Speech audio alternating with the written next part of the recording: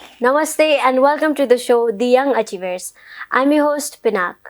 Today we're joined by a writer, poet, educator and one of Nepal's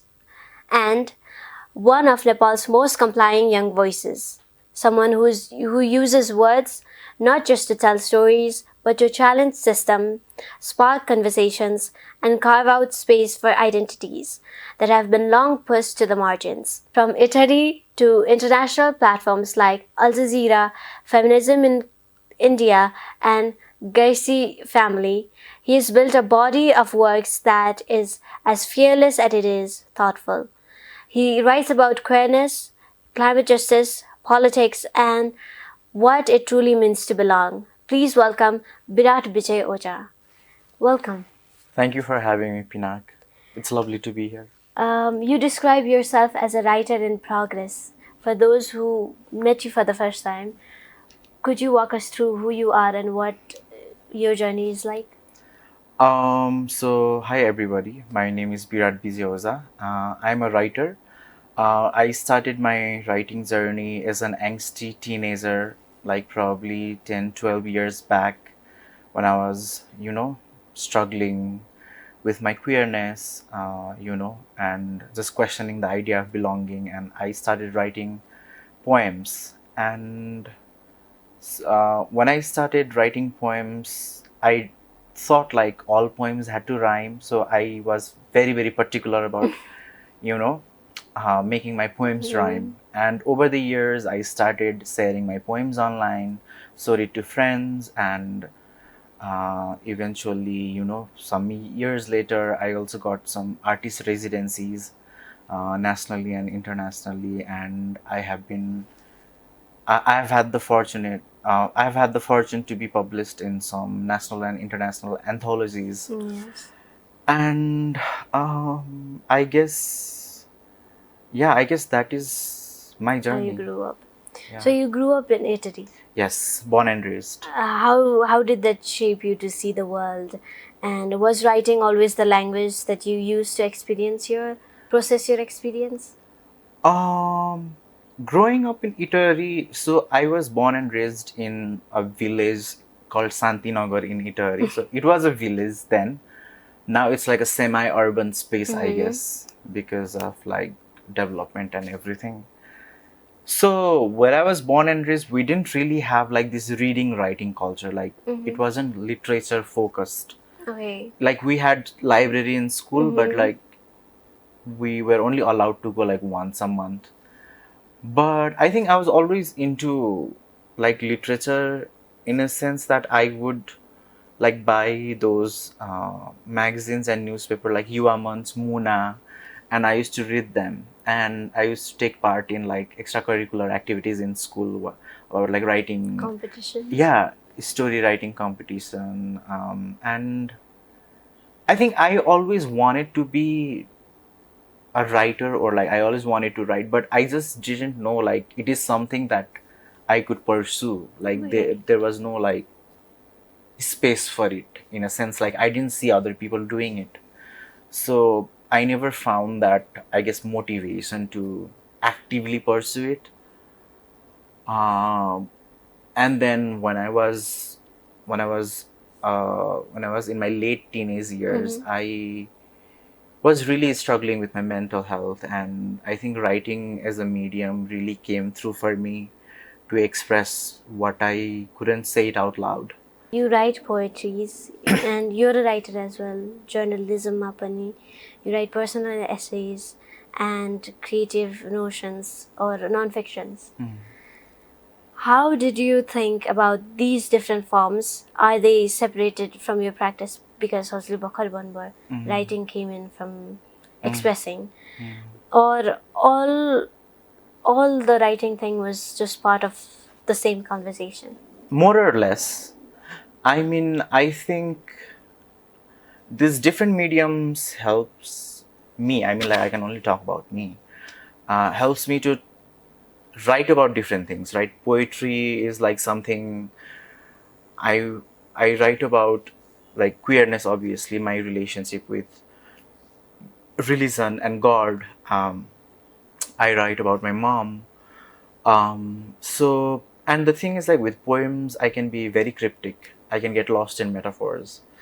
But at the same time, if I want to write about, let's say, climate change, I mean, obviously I can write a poem on it, but I don't think I'm an expert on climate change. But so that is where the other experts come in. I get to interview them and I get to like really have like a researched article and then I publish it. Um, Okay, going up, starting with you came into Kathmandu yeah, yeah, yeah. To pursue writing. Not necessarily. So म चाहिँ SLC पछि काठमाडौँ आएको अनि म चाहिँ 7-8 मै हुँदैखेरि आई mean like नेपालभरि नै त्यो SLC पछि काठमाडौँ आउने त्यो ऊ छ नि त होइन एउटा कल्चर नै छ नि त अनि म 7-8 क्लासमै हुँदाखेरि नै मलाई चाहिँ काठमाडौँ जाने पढ्ने like that was my dream like you know अब अहिले चाहिँ अब कसै यहाँबाट अब्रड लाइक त्यतिखेर चाहिँ अब like it was a bigger dream to come to Kathmandu first अनि so I came to Kathmandu for the first time in 2014. I remember 12 years ago. Yeah, so SLC पछि आएको अनि यहाँ काठमाडौँ आएर त म त एकदम रोमान्टिसाइज गरिरहेको थिएँ I'm like free now हुन्छ नि but part of the reason why I came to Kathmandu was actually to figure myself out अनि that is in respect to my queerness because घरमा बसेर त I don't think I would be able to because I think I was already suffocating and saying I was already like struggling. So I needed to be away from home to find myself. As in a Pride Month, going off script, what is queer for you? Queerness is, I mean, obviously it's an identity. There is a quote by one of my favorite writers, Ocean Vuong, who says something along the line of like queerness saved my life and it gave me like the alternative ways to find myself or like live my life. And I think that is also very much applicable to how I see it. Like oftentimes we are so caught up in our conditioning and the way we are brought up, the way we have been told how to live, how to be, that we submit to it. And I feel like when you are queer, you sometimes do not have the luxury to submit, I think. Or, I mean, I think the whole submitting thing or like following the norms, I find it boring. So I don't see it as a luxury, but I see it as something, I don't know, rather sad, I guess. Burden, somewhat. Like following the norm, being like a good old son, you know, just like living the conventional life or like just submitting to again like gender norms or like patriarchal structure. I think that is actually sad. So I think being queer, obviously it comes with like struggle and like being bullied and all that, but also I think it takes you to the point where you start challenging, not because it's edgy or you want to be cool, but also why the hell not? Like why does the system, why not disrupt the system? Why not be something that challenges the status quo? And not because like again it's not edgy or I'm not trying to like get attention or anything, but also just to simply be this radical person. And I think that is on you and that's not on me. You won a writing program and placed third in the UNESCO Nepal poetry competition in 2023. What did those early recognition mean to you and how did they change how seriously you took your own voice? I mean, recognition always helps. I mean, any validation that, especially for a creative person. Especially for me because I did not come from like a writing background, like a formal writing background. And the thing is, I don't have writers in my family or even in my like in Santinagar, I didn't know any writer. And I think when those recognitions come, it definitely gives a sense of assurance that okay, maybe there is something like maybe someone I can seeing my work. Yeah, like I'm being seen. Yeah, I'm being seen and I'm being like recognized for what I'm writing. And It's very, it's weird because I remember thinking like when I think it was back in 2019 or 2018, and I remember like a friend of mine had told me like how she find my poem relatable, and at that time it really like boggled my mind because I had never thought that someone could find it relatable, someone could relate to what I was writing about. And I think I was thinking that because like I was so caught up in my own like struggle or like loneliness, and I had never fathomed like somebody else could like also imagined being in my shoe. um, yeah, but like now over the years with the poetry competition, and I have been part of like some residencies, writing residencies, I think it feels like a very very warm assuring hug. And it always makes me want to do more, like write more, find more community, find more people to write together with and publish. And yeah, I think recognitions are always helpful. Yeah. We're talking about your works because you've done a lot, I must say. Your work has appeared in 2025 Penguin Random House anthology, On the Brink of Belief, queer writing from South Asia, which takes its title from one of your own poems. What did it mean to have three of your works included in a collection like this, and how did you feel when you saw your poem, and what was the feedback? I think this is one of my biggest accomplishment, I guess, as a writer. So in 2024, I was one of the writers from Nepal selected for the Queer Writers Room. It's a flagship writing program by the Queer Muslim Project. They are based in India. They work in queer arts and culture. I was selected, and we had a writers' retreat in Colombo, and then um, the work now that is in the anthology were like conceptualized or like developed from the retreat. And honestly, it feels incredible. I mean, like, I'm super proud of it. Um, and I have three works in there, two poems and a story. And then also to find like the title actually takes its name from one of my poems. I mean, it's yeah, again, like it feels like a very very giant warm hug, and it gives me all the assurance that I sometimes am looking for as a creative person. Because again, like, I think there is imposter syndrome, there is questioning like whether just dealing with imposter syndrome. And writing can be a lonely experience. Yes. um, and yeah, I mean, I'm super proud of it, and I'm very glad I got to be part of that opportunity. So you were in the anthology title. You wrote the anthological title, right? No, so the title of the anthology is a text from one of my poems. Yeah. So tell us about the text then. The text "On the Brink of Belief" appears in my poem titled "Foreign for Home." I had actually forgotten the line "On the Brink of Belief" is in my poem, so because it had been so long.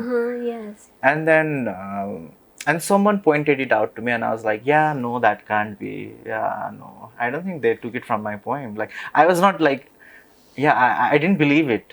And then later a friend from the Queer Muslim Project, she actually confirmed it, and I was like, oh wow, that is actually Wow. super cool. I must say, do you write to forget or do you write to remember? Do I write to forget or do I write to remember? I think I write to forget. When I saw the title, it didn't click me, like, because the poem is quite long. And then even when somebody pointed it out to me, I was like, yeah, no, they didn't do that. You've written for so many platforms, like Feminism India. Let's speak about that.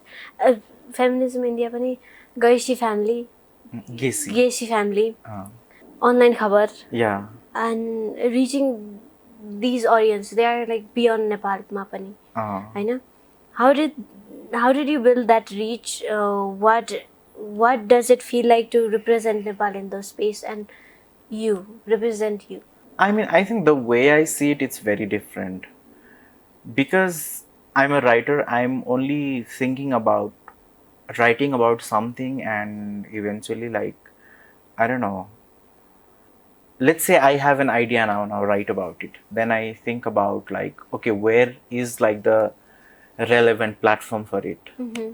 right? So I think the piece I have the piece that got published in Feminism in India, it was about, like, looking at this, do you know the Kapil Sharma show? Yes, I do. So yeah, I actually, like, analyzing, like, how much that show perpetuates sexism and misogyny.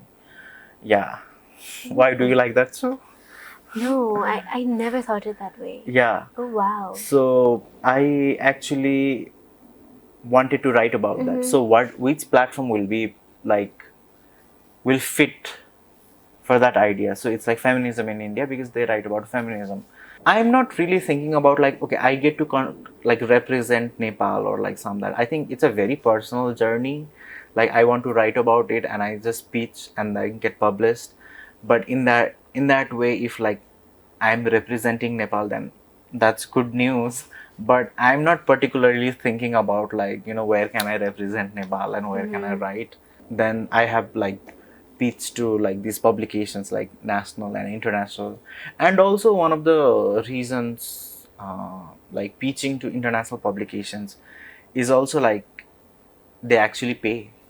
Mm-hmm. So Nepali publications, they might not, or they pay very little. So that is also one of the reasons. So, Virachi, you're openly using the pronunciation he/they. Mm. And you also write about queerness, queer person in Nepal. At what point did you decide that your identity would not be kept separate from your public work as a writer? I think from my younger age, I think I slowly built myself up to that, because my plan was not to hide myself, or, like, hide this part of myself, or live in shame. Um, and Also, I think if I, like, I have been writing about, like, especially with my poetry, right? I was writing about queerness all this time, and it was never, like, planned. Okay, I will, like, decide to do this, like, be openly queer. Mm-hmm. It Stop. didn't happen one night or, like, one Mm-hmm. random day. Yes. It was, I mean, I think obviously it's a conscious decision, that because a lot of people also, like, are closeted, super closeted. I think take myself there. It has been a long journey, obviously. It's not gonna stop. No, I mean, like, I'm out and proud, so I don't think there is Yes. anything to hide now. How I know. I mean, to answer in a short way, I think it was not like it was not like, I don't know, I woke up one Monday and, like, at 10 a.m. I Creating. decided to do it. The journey No. started from Yeah, you I keeping think, yourself, yeah, understanding yourself. yeah, let's say if I'm here now, like, this is the stage where I'm at. Like, I slowly had to take a Mm-hmm. step by step, Leap. yeah, leap to Taking a get leap. there, right? Yeah. Writing about queerness in Nepal can also attract support and Mm. backlash. Have you felt afraid to publish something and ultimately gave up to your courage on putting it out? I don't think so. I mean, I think one of the reasons I primarily write in English is because I think I have trauma from my own language. because Why? because I was bullied in those words in Nepali, and I think for me to deal with, like, those Nepali words, so I think that is also one of the reasons why I write in English. And then I think म नेपालीमै मजाले लेख्ने भए क्वियरनेसको बारेमा चाहिँ maybe अलिक गाह्रो हुन्थ्यो होला कि, किनभने धेरैजनाले पढ्नुहुन्थ्यो नि त। सो इङ्ग्लिसमा भएकोले गर्दाखेरि अलिक त्यो अडियन्स पनि एकदम अलिक निस हुन्छ नि त। Mm-hmm. अनि नट टु से कि इङ्ग्लिस पढ्ने मान्छेहरू चाहिँ होमोफोबिक हुँदैन भन्ने चाहिँ होइन, तर एट द सेम टाइम त्यो आई थिङ्क त्यो रिडर्स ग्रुप पनि अलिकति सानो हुन्छ नि त। अनि त्यसले गर्दाखेरि पनि अब जस्तै अब मैले फेसबुकमा मैले लेखेको सेयर गरेँ होइन, इङ्ग्लिसमा आर्टिकल लेखेको हुन्छ मेरै अब रिलेटिभ्सहरूले पनि they are not gonna read it so they are not gonna know so त्यो पनि हो एउटा Are you चाहिँ scared that they will know? Not really I mean Yes. Not at this point there have been like some backlash especially यो चाहिँ कस्तोमा हुन्छ भन्दाखेरि so the thing is I like rant or write stuff about like queerness and all that like on social media so especially Twitter ma चाहिँ हुन्छ like people I don't know being really like queer phobic I know using all these like very derogatory words and all that so that is something that I have experienced like especially digital world मा चाहिँ कतिको safe छ भन्ने हो I mean obviously as a woman you can relate to होइन specially digital प्लेटफर्महरू marginalise कम्युनिटीको लागि safe छैन अनि हामीले अब केही कुरामा भोकल हुँदाखेरि केही कुरामा इस्यु गर्दाखेरि जहिले पनि त्यो एउटा ब्याकलास चाहिँ आउँछ नै so that is something I have experience तर पर्टिकुलरली मेरै राइटिङलाई लिएर चाहिँ त्यो so far I don't think I have and hopefully I don't think I will Let's talk about Al Jazeera, the stream that during 2025 go Gen Z movement in Nepal, as we all know. What was that experience like? Al Jazeera चाहिँ so actually a friend of mine reached out to me asking if I would be interested to be one of the interviewees. So I was like, yeah, why not? And then we had like a pre-interview kind of thing. Pre-interview kind because like they asked me a lot of these questions and then they were like, okay, you are good to go now. We'll have the interview tomorrow. And I was like, wait, that was not the interview. Yeah, and I think like 2 days later we actually sat online and talked about the protest. And I was at the protest as well on September 8th, and it was insane, like whatever that happened, and just I think I don't know, like how many of these historical events can we get through as a nation or like as just a generation with like earthquake, blockade, the protest, riots and all that. So I feel like our country definitely has gone through a lot. You've written for climate justice. Yeah. And your trans citizen rights are Yeah. queer urban planning. Yeah. And same-sex marriage loopholes that goes around very different topics. Yeah. What connects them for you? Is there a single thread that's running through all those works, or are they coming one by one?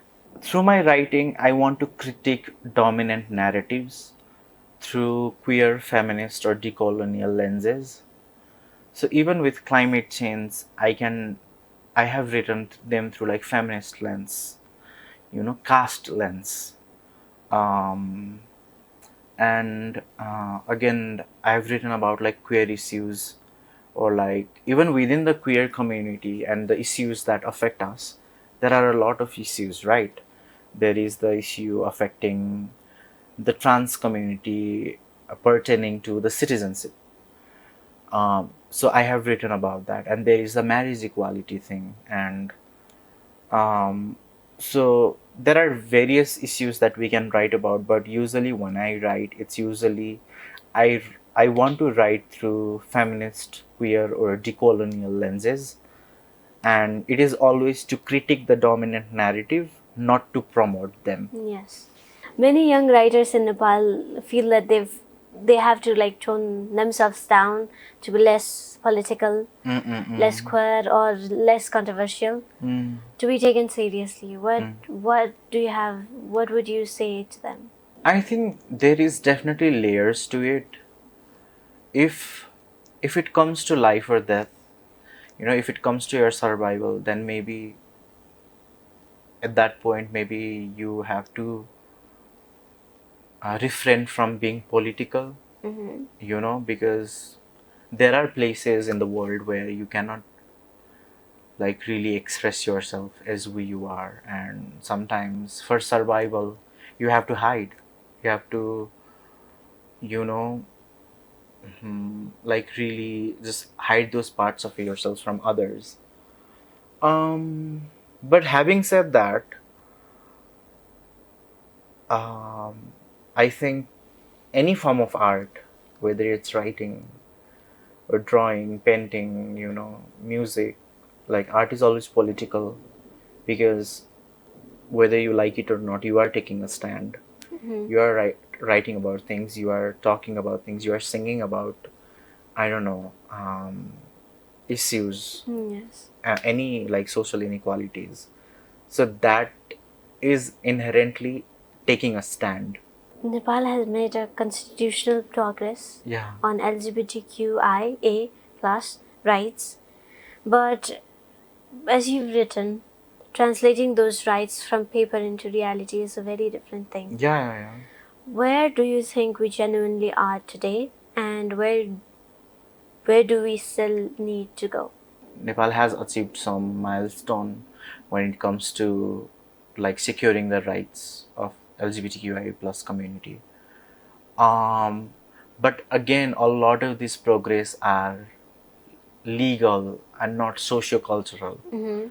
So now recently the Supreme Court has given, I think, order to the parliament to pass the law. I think they will say like marriage equality is like done, like it is now legal to get married.